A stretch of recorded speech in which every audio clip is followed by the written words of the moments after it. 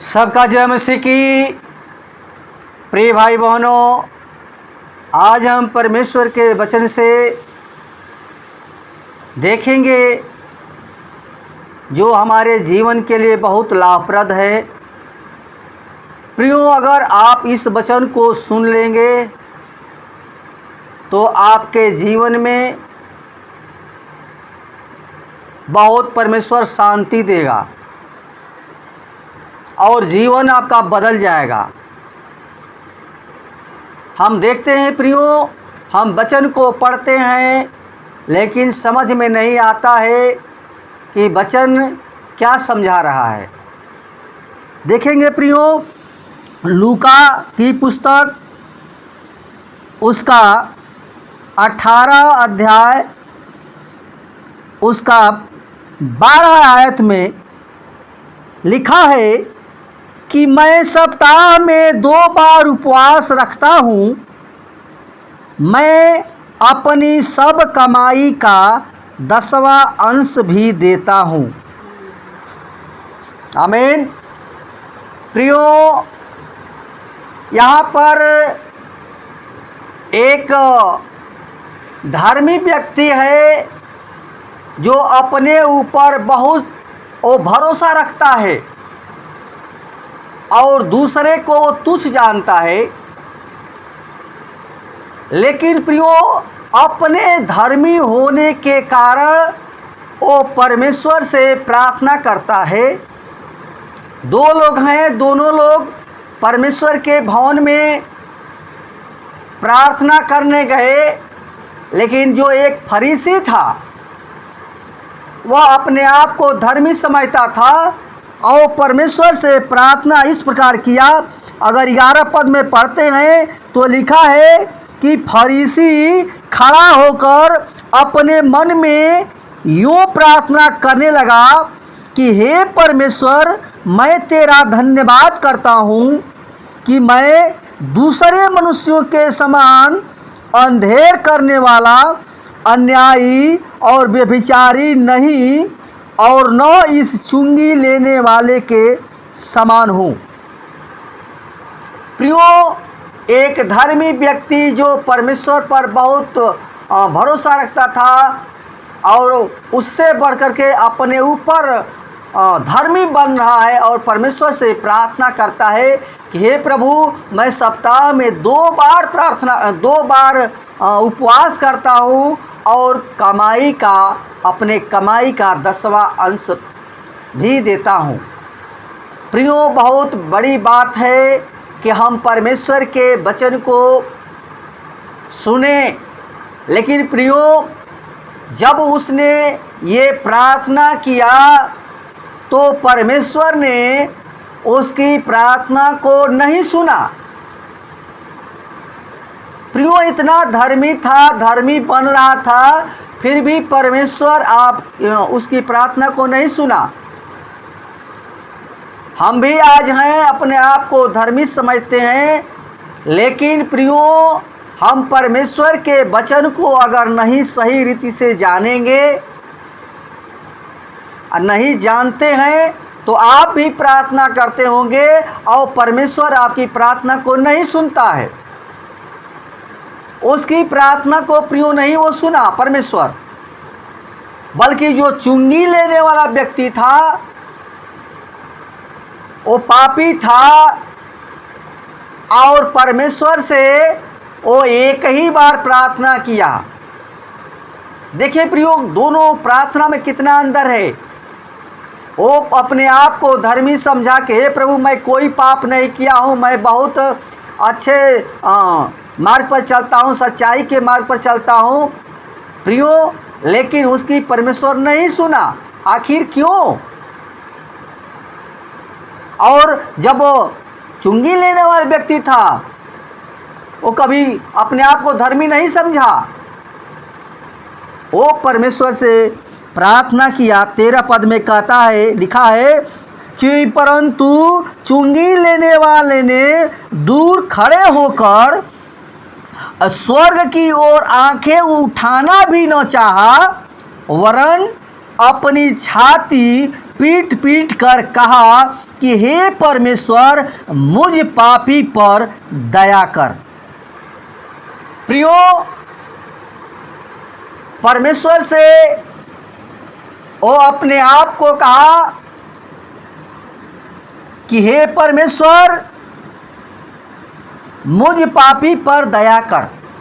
प्रियो, ऐसे नहीं कह दिया, वो छाती पीट पीट कर कहा। यानी प्रियो, उसने चुंगी लेने वाले व्यक्ति ने वो छाती पीट पीट कर परमेश्वर से कहा, यानी छाती पीटना। प्रियो, छाती पीटने का मतलब है कि प्रियो अपने आप को, पापों को अंगीकार कर लेना। वो अपने आप को, पापों को अंगीकार कर लिया, मान गया। हाय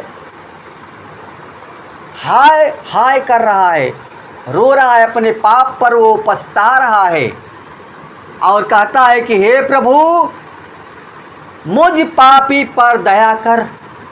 प्रियो, हम सब पापी हैं, संसार पापी है, लेकिन कहने का मतलब जो धर्मी व्यक्ति है उसकी प्रार्थना प्रियो वो सुना नहीं, लेकिन वो धर्मी व्यक्ति जो था उसकी प्रार्थना नहीं सुना गया, क्योंकि अपने आप को बहुत बड़ा बन रहा था, अपने आप को बहुत धर्मी बन रहा था। प्रियो, हम इस वचन के द्वारा सीखते हैं कि जो उपवास मनुष्य करता है, क्या उपवास में उसकी गड़बड़ था? उपवास जो करता था सप्ताह में 2 बार, तो 2 बार तो करता था, लेकिन क्या वो सही रीति से उपवास रखता है? प्रियो, उपवास मनुष्य हैं, आप सब उपवास प्रभु के लिए दुख उठाते हैं, लेकिन उपवास का मतलब ये नहीं कि हम खा लिए, अरे दिन भर खाना छोड़ दिए और दिन भर अपना काम किए। इससे परमेश्वर प्रार्थना हमारी नहीं सुनता है। प्रियो, हम परमेश्वर से जब प्रार्थना करें और ख़ास तौर से उपवास करें, जब उपवास करते हैं तो हमें कैसे परमेश्वर से हमें मेल होना, कैसे हमारा परमेश्वर नहीं सुनता है। परमेश्वर हमारी प्रार्थना को इतना हम कर रहे हैं, फिर भी परमेश्वर आपकी प्रार्थना को नहीं सुनता है। अगर देखते हैं यशायाह 58 अध्याय उसका 3 पद में लिखा है कि वे कहते हैं, क्या कारण है कि हमने तो उपवास रखा परंतु तूने इसकी सुधि नहीं ली। प्रियो, हम सब उपवास करते हैं, आप सब उपवास करते हैं, प्रार्थना करते हैं, लेकिन परमेश्वर प्रार्थना नहीं सुनता है। तो हम परमेश्वर पर कूदते हैं कि क्या कारण है कि हमारी परमेश्वर प्रार्थना को नहीं सुनता है।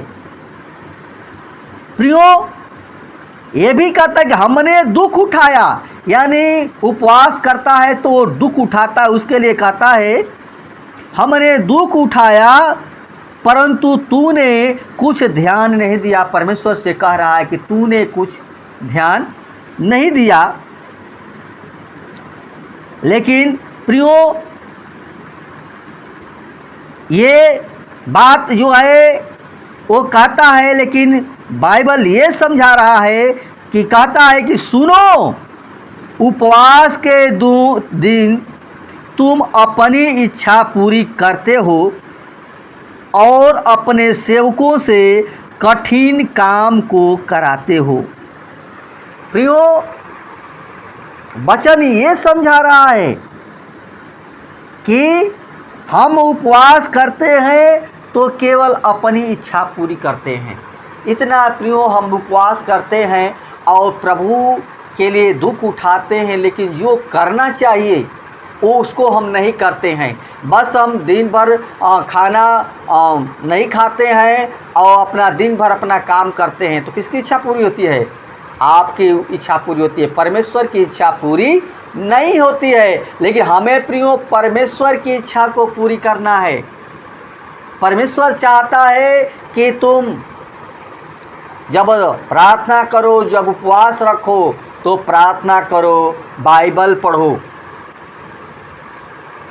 प्रियो, परमेश्वर इस उपवास से प्रसन्न नहीं होता है जो कि हम अपनी इच्छा को पूरी करते हैं। लेकिन 4 में समझाता है कि लिखा है कि सुनो, तुम्हारे उपवास का फल यह होता है कि तुम आपस में लड़ते और झगड़ते और दुष्टता से घुस मारते हो। जैसा उपवास तुम आजकल रखते हो, उससे तुम्हारी प्रार्थना ऊपर सुनाई नहीं देती है। प्रियो, साफ शब्द में बता रहा है वचन कि हम जब उपवास करते हैं तो लड़ते हैं, झगड़ते हैं, मुंह से गलत गलत शब्द बोलते हैं। जहाँ हमें प्रभु से प्रार्थना करना चाहिए, प्रभु से मेल करना चाहिए, वहाँ पर हम घर में लड़ाई झगड़ा करते हैं और घूसे मारते हैं। इससे परमेश्वर प्रार्थना हमारी नहीं सुनता है, लिखा है साफ शब्द में। और जब प्रार्थना नहीं सुनता है तो आप बीमार पड़ते हैं, पास्टर के पास जाते हैं कि पास्टर जी हमें प्रार्थना करिए।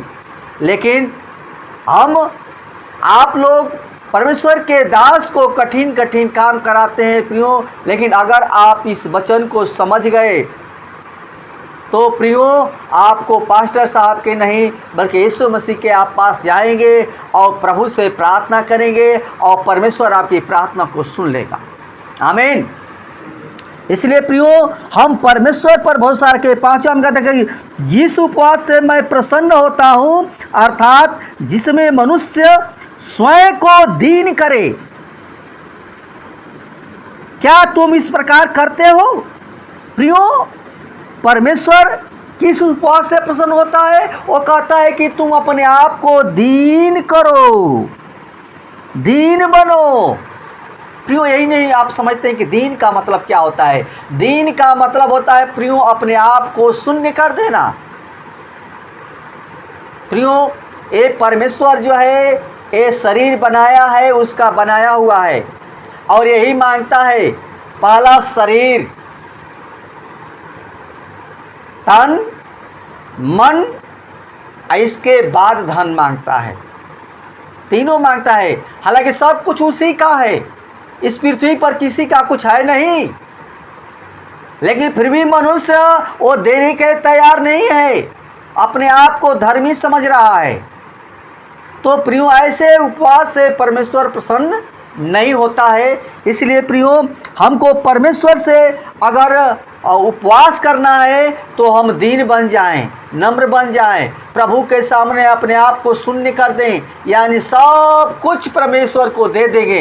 ये शरीर, आत्मा, प्राण को प्रभु को हवाले कर दे और प्रभु से वादा करें कि प्रभु अब ये शरीर, आत्मा अब तेरे हाथों में सौंपता हूँ, अब जैसे तू चाहता है वैसे चला, तेरी इच्छा पूरी होने पाए।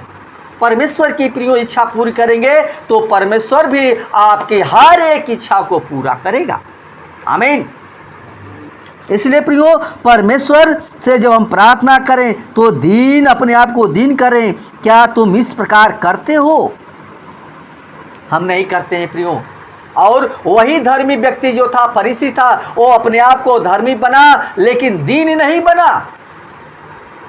लेकिन जो चुंगी लेने वाला व्यक्ति था वो एकदम दीन बन गया। उसने कहा कि हे, छाती पीट पीट कर परमेश्वर से करने लगे, हे परमेश्वर मुझ पापी पर दया कर। प्रियो, ऐसे बात अब पापों को अपने आप को अंगीकार करते हैं, मान लेते हैं तो परमेश्वर आपकी प्रार्थना को तुरंत सुन लेता है। हालेलुया। प्रियो, परमेश्वर यही चाहता है कि मनुष्य अपने आप को दीन करे, अपने शरीर पर न घमंड करे, अपनी सुंदरता पर घमंड न करे, अपने बुद्धि पर घमंड न करे, कब मनुष्य पर न घमंड करे, परमेश्वर पर भरोसा घमंड करे। प्रियो, परमेश्वर हमारा वो है कि आत्मा, प्राण, शरीर सबको नाश कर सकता है, लेकिन मनुष्य मेरा कुछ बिगाड़ नहीं सकता है।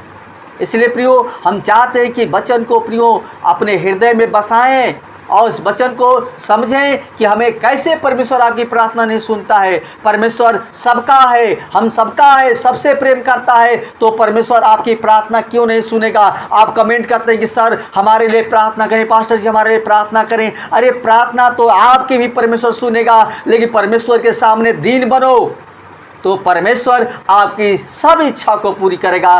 परमेश्वर की इच्छा पूरी करो तो परमेश्वर आपकी इच्छा को तुरंत पूरा करेगा। आमीन। प्रियो, परमेश्वर ऐसा नहीं है, वो भिखमंगा नहीं है, वो देने वाला है। वही तो दिया है, आपको पता नहीं है कि उसने दिया है। लेकिन प्रियो, मैं बताता हूँ, आज इस उपवास के बारे में बता रहा है कि उपवास वो 2 बार करता था, लेकिन वो सही से उपवास नहीं रखता था, इसलिए परमेश्वर की प्रार्थना को नहीं सुना। 2 बातें हमें सीखना है। और तीसरी बात जो है, दूसरी बात जो है, वो कहा कि हे प्रभु, मैं अपने कमाई का 10वां अंश भी देता हूँ। कहा कि मैं अपनी कमाई का, अपनी सब कमाई का, ये कमाई का नहीं, पूरे सब कमाई का 10वां अंश भी देता हूँ। प्रियो, हम प्रभु को देते हैं। कैसे देते हैं? हम कहा परमेश्वर को 10वां अंश देते हैं।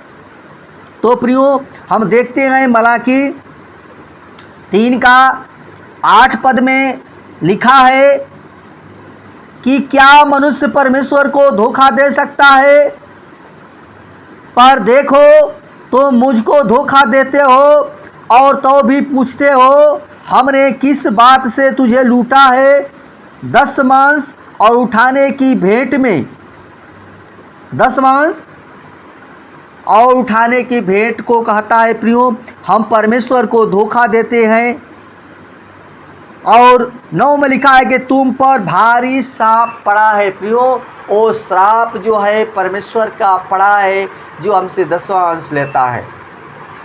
प्रियो, वो लेना नहीं चाहता है, वो देने वाला परमेश्वर है, लेकिन हमको परमेश्वर ये पापी श्रापित होने के कारण परमेश्वर को हम देते हैं प्रियो, उस श्राप से वंचित होने के लिए प्रियो।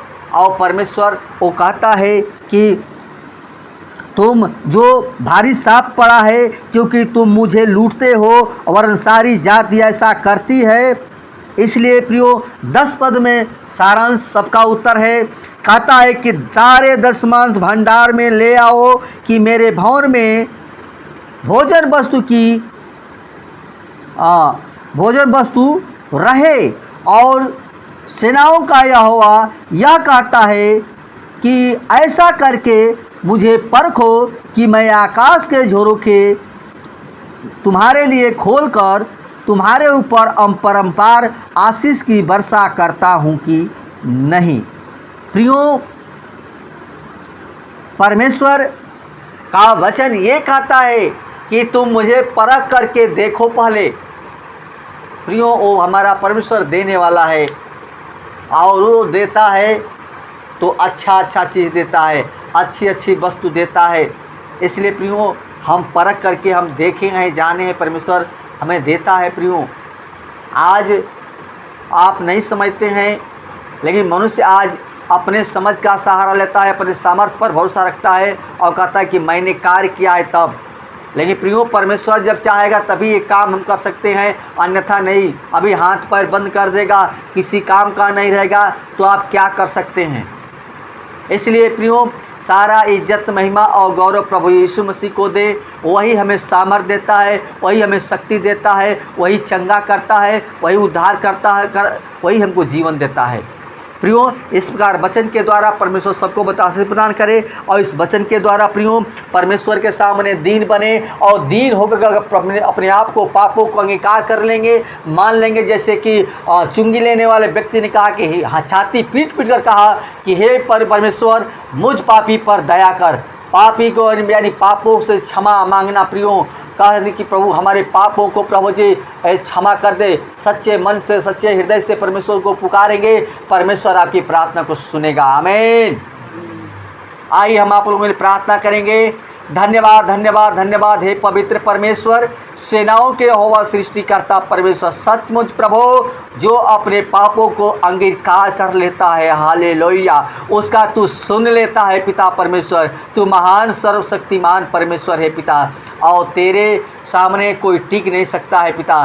तेरी महिमा अपरंपार है पिता। सब कुछ आपने बनाया है प्रभु, हम सब मनुष्यों को बनाया, हम पापी मनुष्य हैं पिता परमेश्वर। जितने भाई बहन तेरे वचन को सुने हैं और मन में बसाए हैं पिता परमेश्वर, तो हे पिता परमेश्वर हर एक के वचन जीवन को काटे छाटे फलवंती करे, उनका जीवन बचाया जाए पिता परमेश्वर, और तेरे नाम की महिमा होने पाए पिता परमेश्वर। हम चाहते हैं कि हर एक भाई बहनों को तेरे हाथों में सौंपते हैं जो तेरे वचन को सुन रहे हैं पिता।